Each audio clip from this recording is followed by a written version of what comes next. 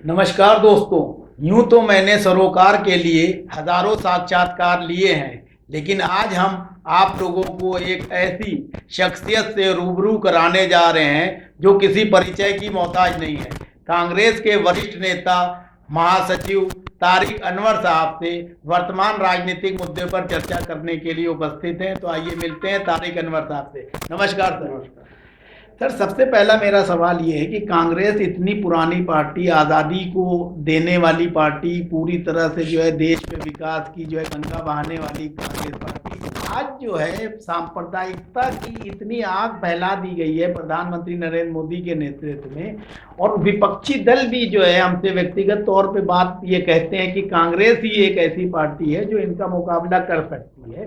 तो कांग्रेस जो है पूरी तरह से जो है लड़ने को तैयार नहीं दिखती है, कई विपक्षी लोगों का कहना है। तो इसके लिए एक महासचिव होने के नाते आप क्या सोचते हैं? देखिए, भारतीय जनता पार्टी ने जो रास्ता अपनाया है वो धार्मिक उन्माद का है। और हमारे देश में हर व्यक्ति लगभग किसी न किसी मजहब से जुड़ा हुआ है, किसी आस्था से जुड़ा हुआ है। तो नतीजा ये हुआ है कि धर्म और आस्था जहाँ तक सवाल है वो बड़ा ही भावनात्मक इशू है, सेंटिमेंटल इशू है। जिस तरह से भारतीय जनता पार्टी ने 2014 के पहले से शुरुआत जो की और वो अभी भी कंटिन्यू है, तो एक जहर लोगों के दिलो दिमाग में डालने की कोशिश की गई। और जैसा मैंने कहा कि धार्मिक उन्माद इतना ज़्यादा बढ़ा दिया गया है, अब उसको फिर से दोबारा नॉर्मल होने में थोड़ा वक्त लगेगा, क्योंकि लोगों को कुछ अभी दिखाई नहीं पड़ रहा है। धर्म संकट में है, धर्म खतरे में है। जब ये नारा, ये भावना लोगों में पैदा की जाती है तो वो सब कुछ बाकी चीज़ें बैकग्राउंड में चली जाती हैं। कांग्रेस ये काम नहीं कर सकती। कांग्रेस से का हमेशा से ये रहा है सब धर्म समभाव, हम सब लोग को लेकर चलते हैं। कांग्रेस को बदनाम भी किया जाता है कि हम अल्पसंख्यक समुदाय के लिए सोचते हैं या उनके लिए कुछ करना चाहते हैं। तो बात यह है कि किसी भी सब समाज में जो अल्पसंख्यक होता है, दलित होता है, कमजोर वर्ग के लोग होते हैं, उनको समाज में मुख्य धारा से जोड़ने का काम, ये जिम्मेदारी होती है कांग्रेस की या कोई भी पॉलिटिकल पार्टी। तो कांग्रेस उस उसूल पर चल रही है।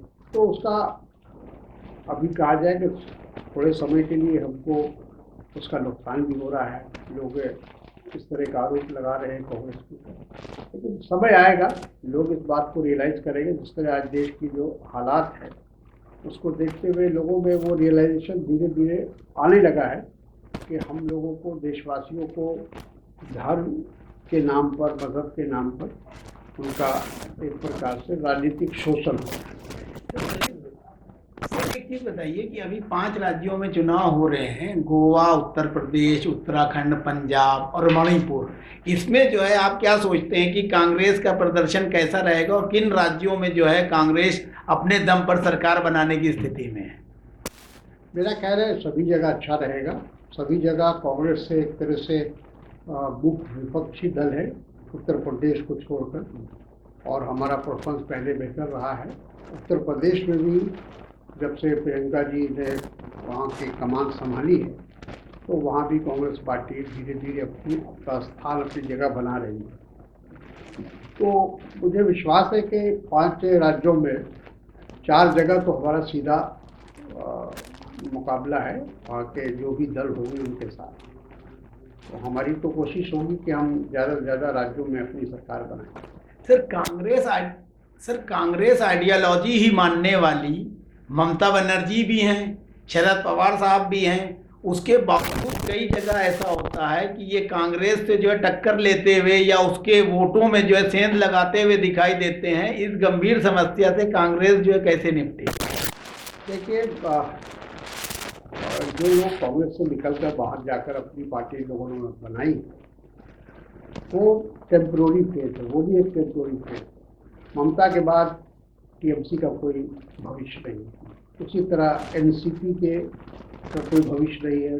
शरद पवार जी जब तक राजनीति में सक्रिय है तब तक तो वो पार्टी है, लेकिन कांग्रेस 135 साल पुरानी पार्टी है और ये आने वाले दिनों में भी इसका अस्तित्व बना रहेगा, क्योंकि कांग्रेस में सिर्फ एक राजनीतिक दल नहीं है, एक आंदोलन रहा है, एक मूवमेंट रहा है, और ख़ासतौर पर आज़ादी की लड़ाई में जो उसकी भूमिका रही है, तो एक सुनहरा इतिहास है।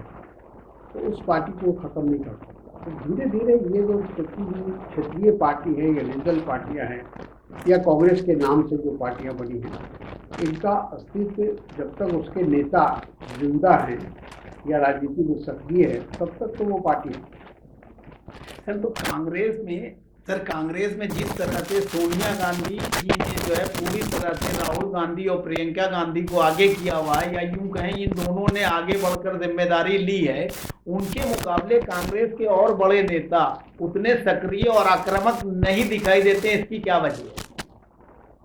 नहीं, ऐसा नहीं है, बाकी लोग भी अपने अपने स्तर पर, लेकिन उनका मुकाबला तो किया नहीं जा सकता। देखिए, गांधी परिवार इस देश के अंदर उनकी जो मान्यता है, उनकी जो एक तरह से स्वीकार किया है लोगों ने उनको, तो लंबा उनका इतिहास है। उनका कांग्रेस का जिस तरह एक इतिहास है, उसी तरह गांधी नेहरू परिवार का भी एक इतिहास है, और वो भी कुर्बानी और बलिदान का इतिहास है। तो इसलिए उनका मुकाबला कोई दूसरा आज भी कर सकता है। मैं समझता हूँ कि तमाम राजनीतिक दलों को जोड़ने में कोई ऐसा परिवार या कोई ऐसा नेता नहीं है जो गांधी नेहरू के सामने खड़ा हो। फिर आखिरी सवाल, सबसे पहले मैं ये आखिरी में जानना ये चाहूंगा कि 2024 अभी दूर है, लेकिन 5 राज्यों में भी चुनाव है। 2024 में कांग्रेस जो है पूरी शिद्दत से लड़े और प्रधानमंत्री नरेंद्र मोदी और भारतीय जनता पार्टी को केंद्र से बेदखल कर युवाओं, महिलाओं, किसानों, कामगारों सबके उत्थान के लिए विकासकारी कार्यक्रम करे। इसके लिए जो है क्या रणनीति होना चाहिए? देखिए, कांग्रेस पार्टी शुरू से सक्रिय है, काम कर रही है। जैसा मैंने कहा कि कांग्रेस के सामने जो आज जिस तरह की चुनौती, ऐसी चुनौती पहले भी आई। कांग्रेस के इतिहास को अगर देखेंगे आप तो संसद में ऐसा ही हुआ था, उसके बाद 89 में ऐसा ही हुआ था, और 77 में ऐसा ही हुआ था। कई ऐसे मौके आए हैं जब कांग्रेस से ऐसा लगा कि सत्ता से बाहर हो गई और अब आगे इसका कोई हिम्मत नहीं है, लेकिन फिर कांग्रेस लौट के आई, क्योंकि लोगों को फिर रियलाइज लोगों ने किया, लोगों को ये एहसास हुआ कि कांग्रेस ही एक ऐसी पार्टी है जो देश की देश को रख सकती है, देश की एकता अखंडता को बनाए रख सकती है। तो लोगों ने उसको वापिस लाया।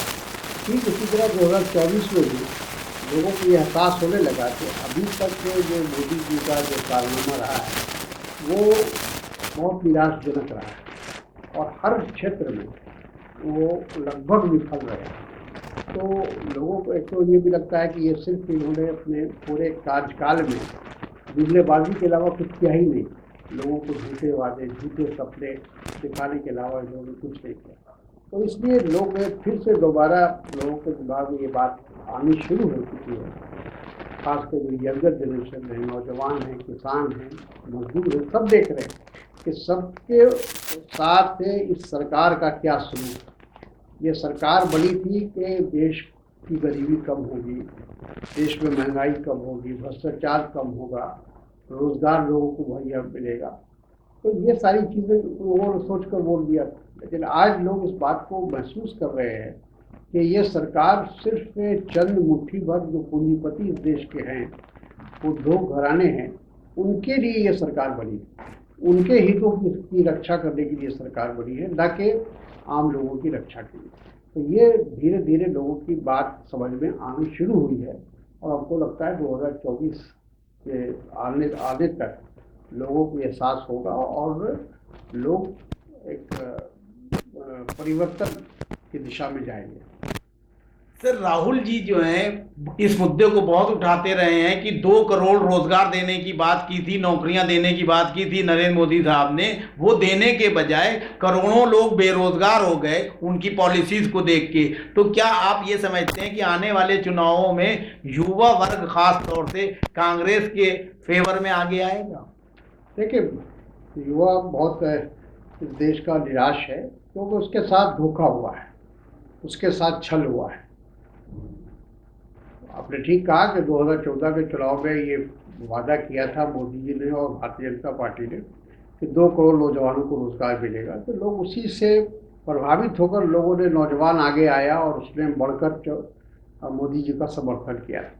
लेकिन अब जब 7 साल हो गए तो अब लोगों को एहसास हो रहा है कि ये रोजगार देने के बजाय रोजगार छीनने का काम ये सरकार कर रही है।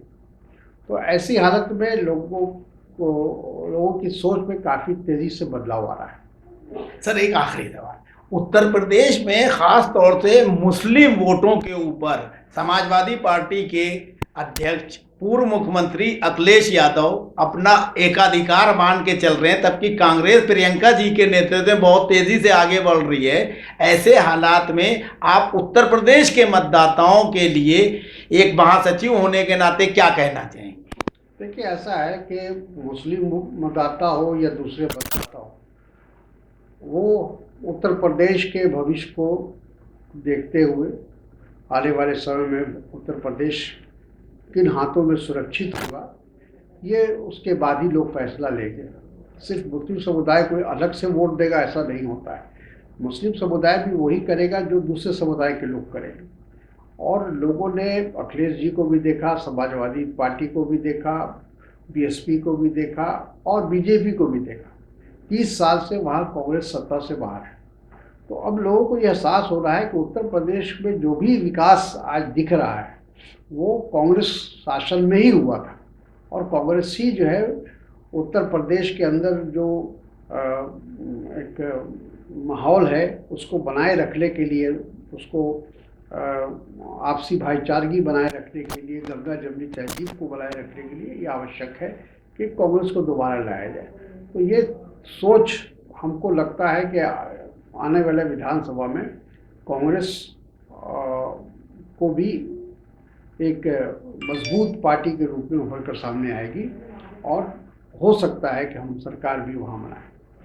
शुक्रिया।